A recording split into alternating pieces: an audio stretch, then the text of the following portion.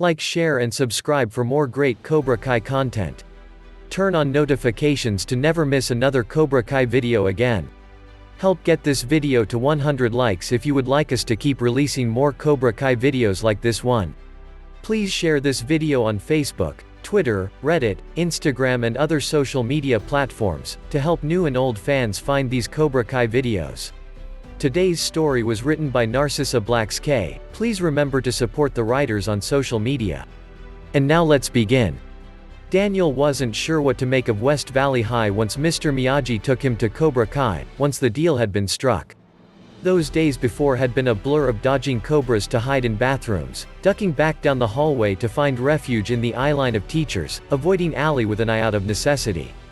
Now, with the truce well and truly in effect, Ali giving him only a sparing amount of attention in spite of his charm, Daniel had the opportunity to really see the school for what it was. And what it was, frankly, was boring. School seemed to be the same in California as it was in Newark, except a whole lot of the hallways were outside for some reason that he couldn't quite fathom.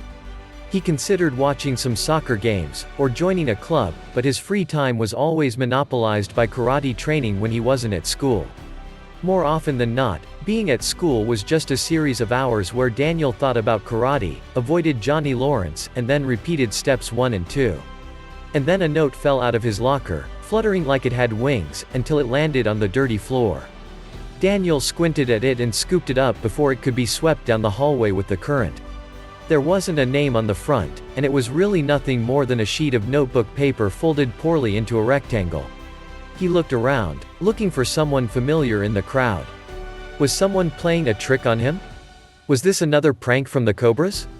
He spotted no one but Johnny Lawrence, hand on his own combination lock, attention sufficiently subverted that Daniel immediately disregarded him.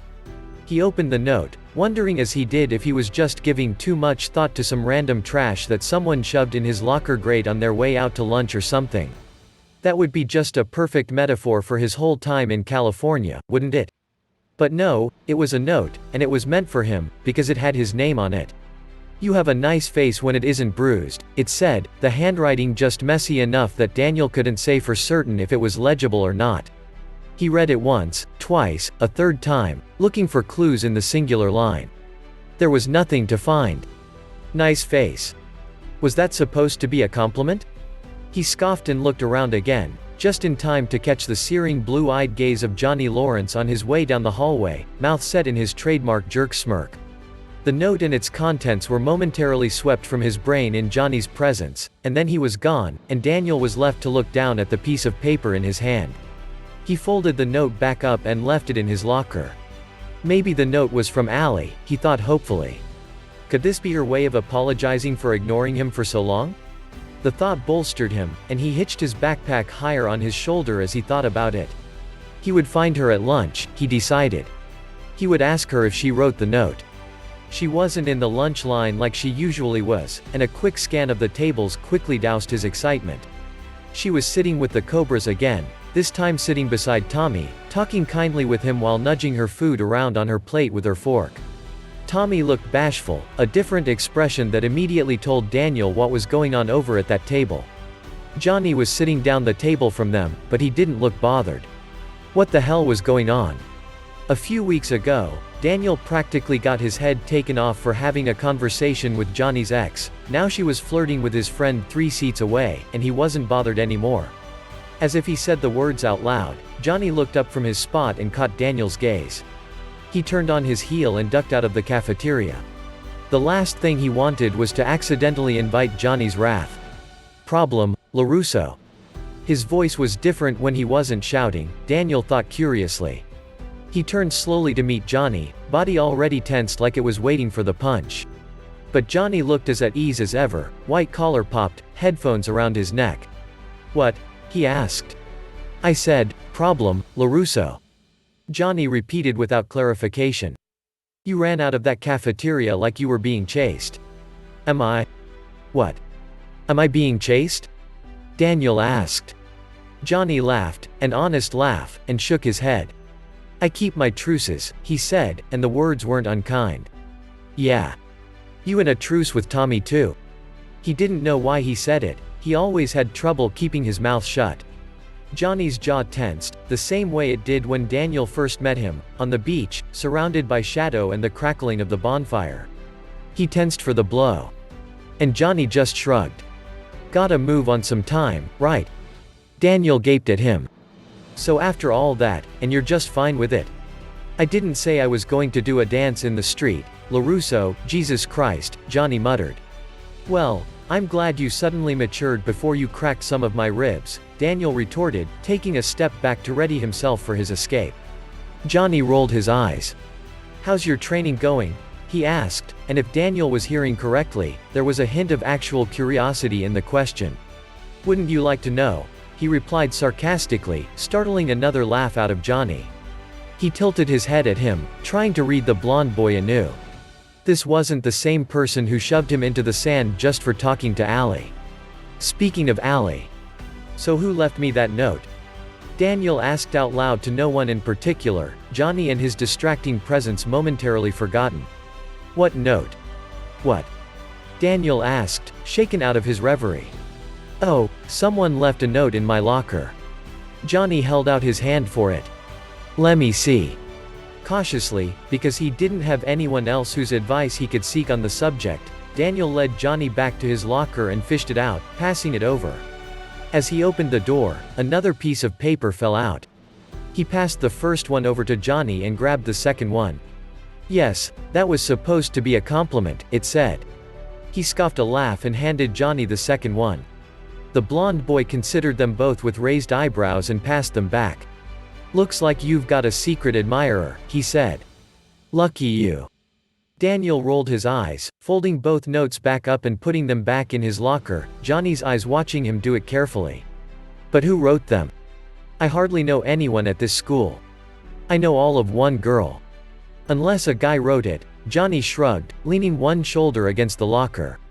Daniel furrowed his brows, thinking of the handwriting again with more intensity. No, a guy wouldn't, do you think? Don't think you're pretty enough to get the boy's attention, LaRusso? Johnny asked, a smirk just barely visible on the edge of his mouth. Nah, it's just. Daniel considered his next words carefully. Are there any guys like that here? Johnny was looking at him intently now, trying to read something in his face that Daniel couldn't figure out. He met his gaze unflinchingly. Weren't you supposed to look a bear or a shark or any other predator in the face when they saw you? And waited for him to answer. Finally, Johnny tore his eyes away and cleared his throat. Who knows? I'm sure there are. Asterisk asterisk asterisk. Daniel found himself, for the first time, paying attention to the people around him. He was determined to find out who left those notes in his locker. He made sure to look at everyone in his classes, looking in their visages for hidden clues. By the end of the day, he was surprised to find that he hadn't hated paying attention in his classes, even if he still had no idea who wrote the notes. Johnny Lawrence found him at the bike rack, looking the same as he had during lunch, minus his headphones. If anything, the lines around his face were softer, like he was less tense in Daniel's presence. What are you doing later? He asked, leaning against the metal bike rack while Daniel gaped at him, mouth half open. You'll catch flies, LaRusso. Daniel snapped his jaw closed. Shut up, Johnny. Wanna spar? Daniel, in the process of throwing his leg over his bike, stumbled. Johnny, with an eye roll that Daniel felt was very unfair, given the abruptness of the question, caught him around the upper arm to keep him from falling over. Tommy is going on a date with Allie and Dutch is going to get drunk. Bobby has some church thing, and Jimmy. You don't have to list all of your friends for me, Johnny. Shut up, LaRusso. Trying to find a loophole in the truce already?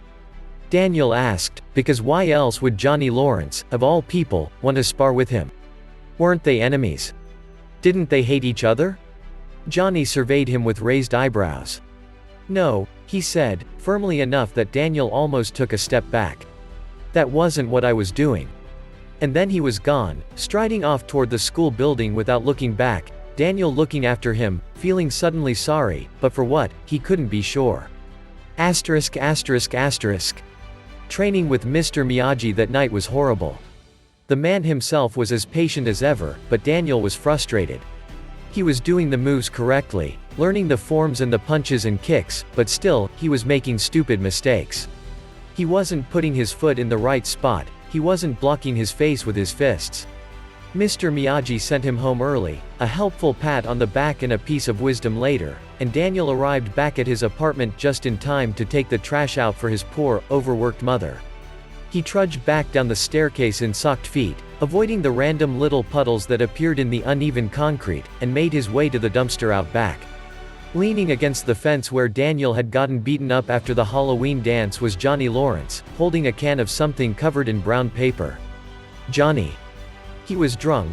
Daniel could see that the moment he looked up, his head tilting too far back to catch Daniel's form in the dim lighting. Daniel tossed the trash in the dumpster and walked carefully over to him, avoiding broken glass in his socks. "What are you doing here?" he asked. Johnny shrugged, turning his head to look off into the distance, away from Daniel. "None of your business, LaRusso," he slurred, tilting the can back to his mouth to drink more. The smell that came out of it told Daniel it was cheap beer. "Sure, Johnny," Daniel replied, if only to be placating. Do you like your sensei?" The sentence flew out of Johnny's mouth hurriedly, like he was trying to ask the question before he lost his courage, and Daniel tilted his head at him, thinking it over. "Yeah," he said simply. "He's probably the best friend I've got." "Course he is," Johnny muttered to himself. Daniel carefully picked his way over to the fence and sat down next to him, holding his hand out for the can. "Why? Do you like your sensei?" He took a swig of the beer, if only to look cool in front of Johnny, who was watching him carefully, and grimaced. Beer tasted horrible. He passed it back, Johnny's hand closing momentarily over his own before he managed to slip his fingers out from underneath. "Johnny?" Daniel asked when he didn't answer. "Do you like your sensei?" Johnny winced and took another long drink, beer spilling down his chin, and didn't answer. Daniel surveyed him carefully. He didn't like this feeling, this pity he felt for Johnny Lawrence, but he wasn't sure what else he was supposed to feel. Surely something happened to inspire him to get drunk, and it must have been bad if he was drinking outside Daniel's house when he had friends he could confide in. And then Daniel remembered the list of friends Johnny enumerated for him at the bike rack. "Are you okay?" he asked finally, the question so broad that he wished he could take it back, could rearrange it and replace the words with ones that might actually mean something. But Johnny didn't seem bothered by them. He shrugged one shoulder and stared out at the building, his jaw working like he was trying not to cry. "My mom's going to be looking for me," Daniel said cautiously, watching Johnny's face for a reaction. "Go, LaRusso," Johnny said, lifting the can of beer toward the building. "Why don't you come inside?" Daniel asked before he could think to stop himself. "Crash on our couch. Just, don't act drunk." "I'm not drunk," Johnny retorted, but the words were so slurred Daniel almost couldn't understand them. He breathed an uneasy laugh. "Shut up, Johnny." He stood and offered the blond boy his hand. After staring at it for a moment, Johnny reached up and took it. Asterisk asterisk asterisk. They met that next evening in the same alley, the chain link fence their backdrop, the echo of their recent Halloween fight just on the other side. Johnny still looked lost, like his hangover had bled into the next day, but when he caught sight of Daniel coming out of the building, he straightened his shoulders and the listlessness faded. "You're not just going to clean my clock and then leave, right?" Daniel asked. It was a logical question. He protested silently when Johnny rolled his eyes. Just because Johnny crashed on Daniel's couch to sleep off some illegal drinking didn't mean they were friends. "We're just sparring," Johnny said, a tad impatiently. "Don't you and your sensei spar?" Daniel furrowed his brow. Did he spar with Mr. Miyagi? What they didn't wasn't really sparring. Daniel threw the moves Miyagi told him to use, and Mr. Miyagi never really sent anything back. Or they worked on blocks. He had been silent too long. Johnny huffed and got into his fighting stance, his fists flexing and unflexing. "You're going to get your ass kicked in that tournament, LaRusso." Daniel mirrored him, nerves unfurling in his belly for the first time. "That a threat?" he asked. Johnny dropped his fists for a moment. "No, it's an observation. Hands up." He didn't explain himself. They sparred for almost an hour, Johnny stopping them every few seconds to ask Daniel what his next move would be, and how that move would be either good or bad. Do you block that or do you counterstrike, LaRusso? Why are you leaving yourself open like that? Pick up your hands. Daniel expected strong hits, he expected to be overpowered. He didn't expect a teacher. When they were finished, night had fallen completely and the streetlight above them was flickering.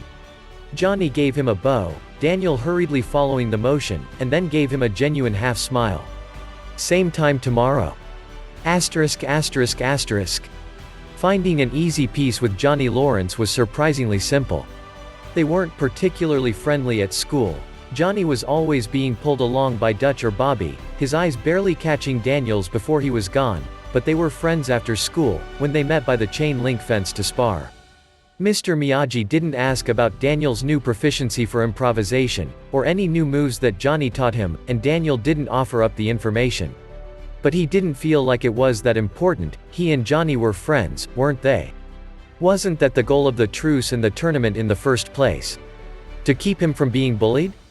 Allie slipped to the back of his mind. She seemed happy enough with Tommy, happy enough that she didn't even sneer in Johnny's direction anymore, and Daniel stopped looking for her in the hallways.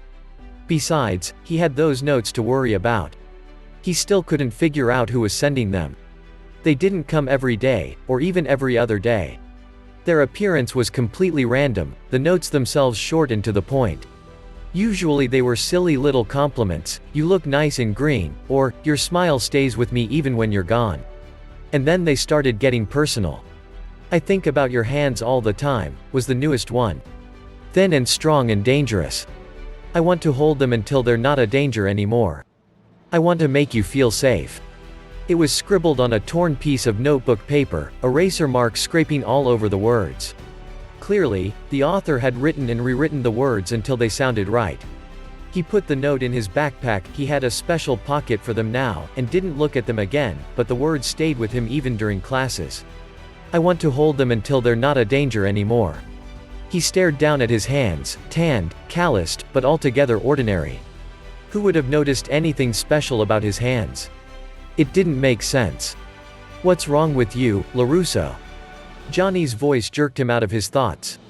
He was wearing a blue sweater today, sleeves rolled up. It was Daniel's favorite color. He looked up at him, blue eyes matching the sweater, and didn't speak. And then he realized he was supposed to be speaking, and hastened to tell the story. Johnny listened to him ramble about the notes with a wrinkle in his brow, but the longer he talked, the more Daniel realized he was just saying words without thinking about them. He was too distracted by the blue sweater. But why? It was just a stupid sweater. Johnny crossed his arms over his chest, the sleeves bunching with his muscles, and Daniel's train of thought stuttered to a stop. "Do you want me to help you figure out who's writing them?" he asked. Except Daniel was distracted by the damn sweater, by Johnny's slightly concerned face, his eyes sparkling in the afternoon light, his hair so light it was almost white.